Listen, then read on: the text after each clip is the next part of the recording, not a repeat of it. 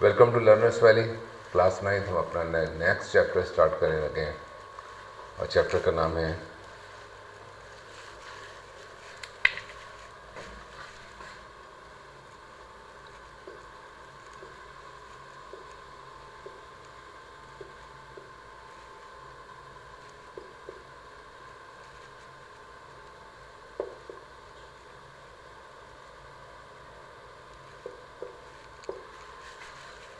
जी।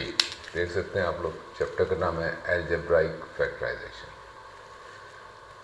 Factorisation और algebra से related factorisation है। फैक्टराइजेशन हमने छोटी क्लासों में पढ़ी है, फैक्टर्स बनाने हमें आते हैं, लेकिन जब फैक्टराइजेशन अलजेब्रा के अंदर दाखिल होती है तो वो अपने सही उरूज पर आ जाती है।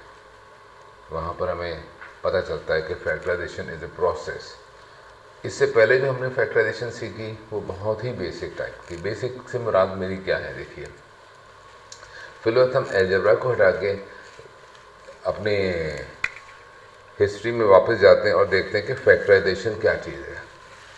तो फैक्टराइजेशन जो है एक बहुत सिंपल सी बात है। मैं इस वर्ड को यहाँ से हटा देना चाहता हूँ, फैक्टराइजेशन को बार बार बोलने के बजाय हम फैक्टराइजेशन क्या है, दिस इज़ द प्रोसेस। किस चीज़ का प्रोसेस है? फैक्टर्स के बनाने का। मैं इस वर्ड पे जल्दी से आ जाना चाहता हूँ, फैक्टर्स, क्योंकि असल काम फैक्टर्स का है। फैक्टराइजेशन एक प्रोसेस है, जो भी कुछ हम फैक्टर्स के लिए करेंगे वो सब फैक्टराइजेशन है। ओके, और डिफरेंट प्रोसेस है, इसलिए फैक्टराइजेशन तो बहुत सारी चीज़ें। असल चीज़ है फैक्टर्स। आपको फैक्टर्स हमेशा जहन में रहने चाहिए कि हम फैक्टर्स बना रहे हैं। आपको फैक्टर्स की पहचान होनी चाहिए, फैक्टर्स होते क्या है ये पता होना चाहिए। तो आप जो भी कुछ करेंगे इस ऑब्जेक्टिव को अपने अचीव करने के लिए, वो सब फैक्टराइजेशन है। और जब वो अलजेब्रा से रिलेटेड हो जाएगा तो वो अलजेब्राइक फैक्टराइजेशन बन जाएगी। सो इस सारी दास्तान का मकसद ये था कि फैक्टर्स जो है वो सबसे इम्पॉर्टेंट चीज़ है, हमें फैक्टर्स का पता होना चाहिए। अगर हम फैक्टर्स को पहचानते हैं और जानते हैं तो फिर हम सब कुछ कर सकते हैं, और सब कुछ इन्हीं के लिए करना है हमें। So let's see factors.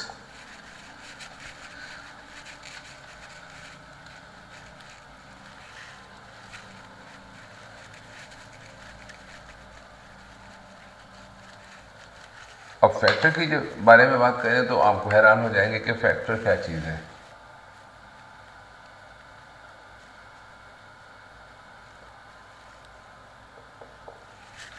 Factor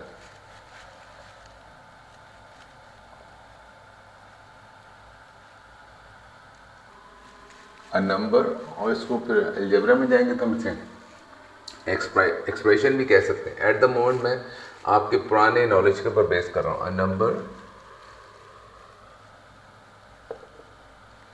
which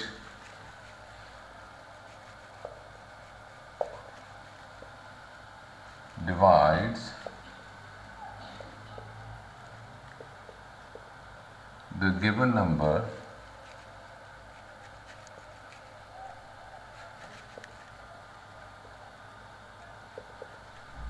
exactly।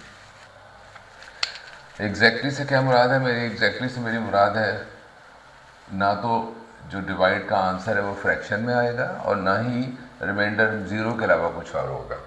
ठीक है, इसका मतलब रिमाइंडर भी नहीं बचना चाहिए और डिवीजन मुकम्मल होल नंबर में होनी चाहिए। ठीक है, इसके लिए हमने शायद नंबर्स के बारे में पढ़ा था, तो उसमें इस चीज़ को डिस्कस किया। फॉर एग्जांपल 15 है, 15 को आप डिवाइड करते हो 2 से, तो 15 के ऊपर डिवाइड हो जाएगा। कैसे होगा? 7 इसका आंसर आएगा, और हम कहेंगे इसका रिमाइंडर जो है वो 1 आ जाएगा।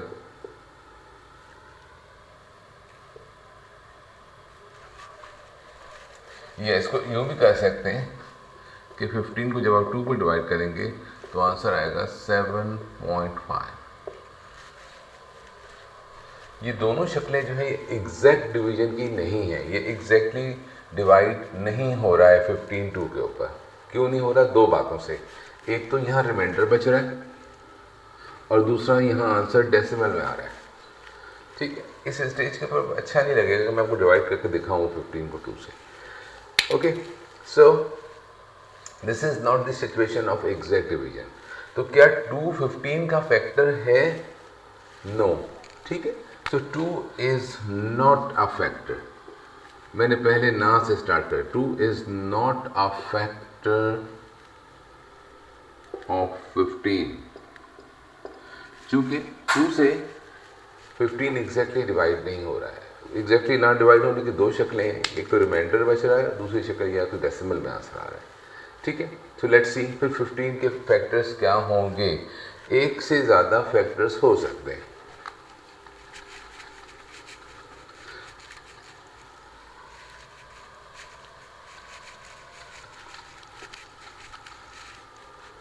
लेट्स सी 15 को 3 पे डिवाइड करें तो आंसर क्या आएगा?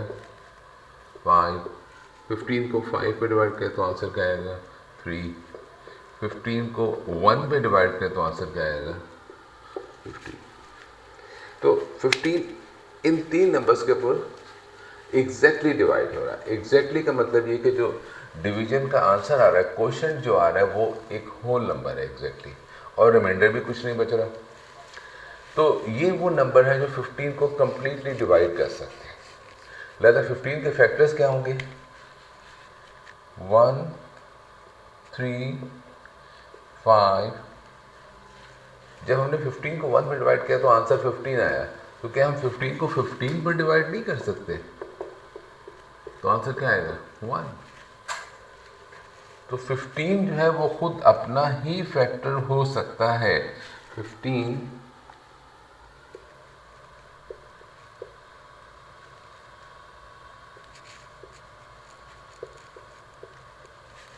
ये तमाम के तमाम 15 के फैक्टर्स हैं। बाय डेफिनेशन ऑफ दिस, ये चारों नंबर 15 को एग्जैक्टली डिवाइड करते हैं, तो ये 15 के फैक्टर्स हैं। लेकिन 15 के फैक्टर्स को क्या हम इस तरह से शो कर सकते हैं? 1 time multiplied by 3 multiplied by 5 and multiplied by 15, तो इस तरह से शो कर सकते हैं। तो याद रखें कि ये पॉसिबल नहीं है। इसको आप मल्टीप्लाई करेंगे तो आंसर बहुत बड़ा आएगा। This will be around 225। तो ये 225 के फैक्टर्स तो हो सकते हैं, but this is not equal to 15। लिहाजा फैक्टर्स जो हैं वो इस तरह से नहीं शो किए जाते। ये तरीका नहीं है फैक्टर्स को शो करने का। ऐसे फैक्टर्स कब शो किए जाते हैं और ये क्या होता है? ठीक है, तो अब हम थोड़ा सा क्विकली आगे बढ़ रहे हैं और हम देखते हैं कि इस तरह से जो हम फैक्टराइजेशन लिखते चले आए थे वो क्या चीज़ थी। ये जो सिंपल फैक्टर्स हैं, और फैक्टर्स को थ्योरेटिकली अपने माइंड से ट्रायल एंड एरर से हमने ढूंढा, तो ये तमाम के तमाम नंबर 15 को डिवाइड कर रहे हैं एग्जैक्टली। इसका मतलब ये तमाम के तमाम नंबर 15 के फैक्टर्स हैं। तो हम, लेकिन हम इनको इस तरह से नहीं लिख सकते। हम इनको सिंपल ऐसे ही लिखेंगे 1 3 5 15 are the factors of 15। Now तो ये जो हम इस तरह से मल्टीप्लाई की शक्ल में फैक्टर्स को लिखते हैं, वो क्या चीज़ होती है? That's a good question। कि हम इस तरह भी तो करते हैं, फैक्टराइजेशन को हम करते आए हैं छोटी क्लासों से कि हम इसको इस तरह से लकीरें लगाते हैं। और ये जो चीज़ होती है, लोग इसको एलसीएम कह देते हैं, एलसीएम मेथड। ये बच्चों के मुँह से मैंने अक्सर सुना है, टीचर्स के मुँह से भी सुना है। मादर के साथ टीचर्स भी इसको एलसीएम मेथड कह देते हैं, विच इज़ एब्सोल्युटली रबिश। ये कोई एलसीएम मेथड नहीं है। ठीक है, ये this is not LCM. Okay, LCM एक बिल्कुल अलहदा चीज़ है। ये अलग बात है कि एलसीएम को इस तरीके से कैलकुलेट किया जा सकता है, लेकिन ये एलसीएम नहीं है। ओके, ये क्या है? ये सिंपली डिवीजन है। इसको हम क्या कह सकते हैं? हम इसे कह सकते हैं repeated division. Repeated division process है। इसमें हम बार बार रिपीट करते रहते हैं डिवीजन को, लेकिन ये एलसीएम जैसी कोई चीज़ नहीं है। So this is not LCM, this is repeated division, simple division है। फर्क क्या है ऑर्डिनरी डिवीजन में इसमें कि इसमें हमारे पास डिविडेंड तो है, डिवाइजर नहीं है। हम इसमें डिवाइजर खुद चूज करते हैं और डिवाइड करके क्वोशंट को नीचे लिखते हैं। नॉर्मल डिवीजन में क्या होता है के कोशेंट ऊपर लिखा जाता है और डिवाइज़र यहाँ लिखा जाता है इस जगह पे। फॉर एग्जांपल 3 लिख दिया, 5 लिख दिया, 1 लिख दिया, जो भी लिखना है आपको। Okay, so this is simply division, simple division. लेकिन एक वक्त में तो एक ही डिवीजन होगी, बस उसके बाद में इसी को हम कंटिन्यू करके बहुत सारे डिवीजन के प्रोसेस कर सकते हैं। तो ये क्या है, this is the division, simple repeated division, repeat करते जाएंगे, लेकिन नॉट द सेम डिवीजन। सो ये जो प्रोसेस हम करते थे, इसके अंदर हमारे पास नॉर्मली चॉइस होती है कि हम यहाँ किस नंबर से डिवाइड करेंगे। तो याद रखें, इस तरह की जब शक्ल बन जाए, ये जो स्टेयर्स लाइक शक्ल है, तो हम इसमें जो यहाँ डिवाइजर्स लेते हैं, ये इनके लिए एक बेसिक रिक्वायरमेंट है कि ये प्राइम नंबर्स होने चाहिए। ये बेसिक रिक्वायरमेंट है। नॉर्मली प्राइम नंबर्स के अलावा अगर आपको कुछ लेना है तो फिर ये मेथड की इतनी इम्पोर्टेंस नहीं रह जाती। यहाँ हमें प्राइम नंबर्स चाहिए। और प्राइम नंबर्स क्या होते हैं, I hope you know that prime numbers क्या होते हैं। एक बिल्कुल एडिशनल चीज़ निकल आई है बीच में, देखिए प्राइम नंबर्स को पी से डिनोट करते हैं, 2, 3, 5, 7, 11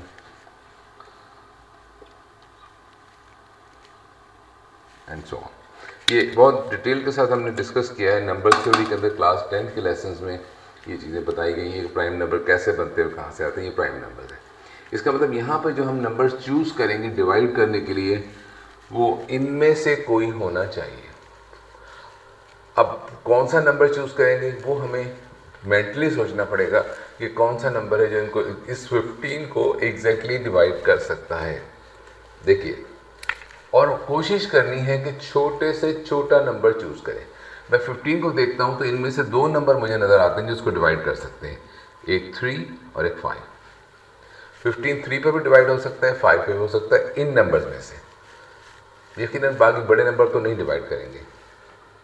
कौन सा नंबर चूज़ करूँ, तो इसमें कोई पाबंदी नहीं है। This is not the mathematical restrictions. ये जो रिस्ट्रिक्शन है टीचर्स लगाते हैं और आपके फ़ायदे के लिए लगाते हैं कि छोटा नंबर पहले चूज़ कीजिए, क्योंकि बड़े नंबर से डिवाइड करने में आपके गलती करने का चांस बढ़ जाता है। ठीक है, डिवाइड करने का एरर बढ़ जाएगा। इसलिए टीचर्स ये कहते हैं कि छोटा नंबर चूज़ करें जो बात मुनासिब है। ठीक है, तो छोटा नंबर है इसमें 3, तो हम 3 से डिवाइड करेंगे पहले। तो क्या होगा, 3 5 ज़ा 15।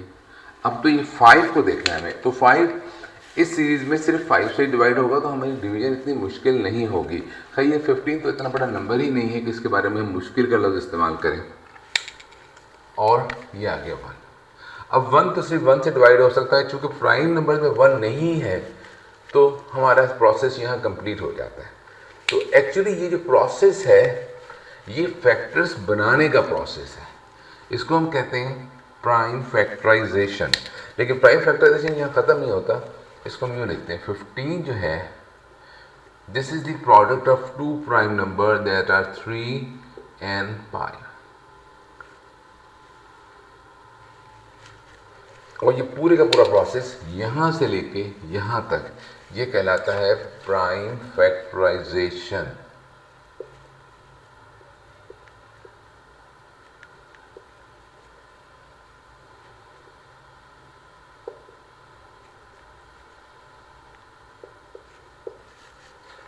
ओके, तो ये जो स्टेज लाइक प्रोसेस है ये एक बेसिक पहचान है प्राइम फैक्टराइजेशन की, कि हम जो फैक्टर्स लेंगे वो प्राइम नंबर्स होंगे सबके सब। तो यहाँ हम ये कह सकते हैं कि जो स्टेज लाइक प्रोसेस है दिस इज प्राइम फैक्टराइजेशन। और प्राइम फैक्टर्स को लिखने का तरीका ये होता है, 3 5 जो प्राइम नंबर्स हैं सिर्फ उनको मल्टीप्लाई करके दिखा देते हैं। हालांकि इसमें समटाइम्स लिखते हुए हम 1 को भी शो कर देते हैं, लेकिन हमें मालूम है कि 1 तमाम फैक्टर्स में शामिल ही होता है, क्योंकि 1 से आप जितनी भी मरतबा इसको मल्टीप्लाई करेंगे तो कोई फ़र्क नहीं पड़ता है।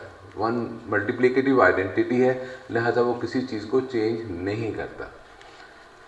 Okay, so this prime factorisation का process, this is a very important process. चाहे हम अलजेब्राइक फैक्टराइजेशन पढ़ने जा रहे हैं तो हमें प्राइम फैक्टराइजेशन करनी पड़ती है, हमें आनी चाहिए। ये हमारे कहना चाहिए कि फिंगर टिप्स पे होनी चाहिए। सो लेट्स सी, मैं कुछ सवाल आप लोगों को दे रहा हूँ प्राइम फैक्टराइजेशन बनाने के लिए। सो इनके प्राइम फैक्टर्स आप निकालिए ताकि हम इस प्रोसेस को रिकैप कर लें जो हमने बहुत पहले छोटी क्लासेस में पढ़ा था।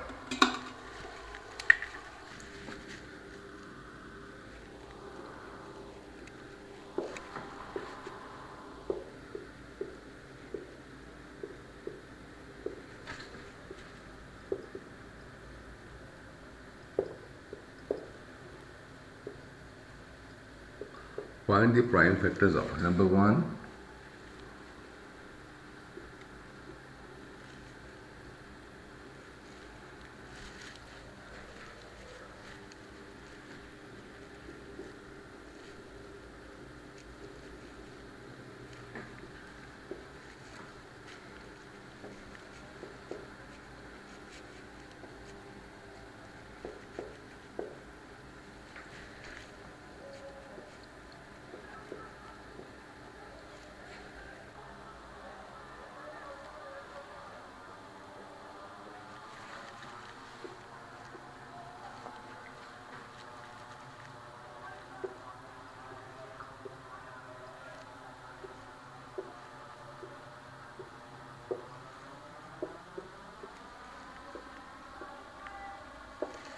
ओके। तो दीज आर 10 स्मॉल क्वेश्चंस।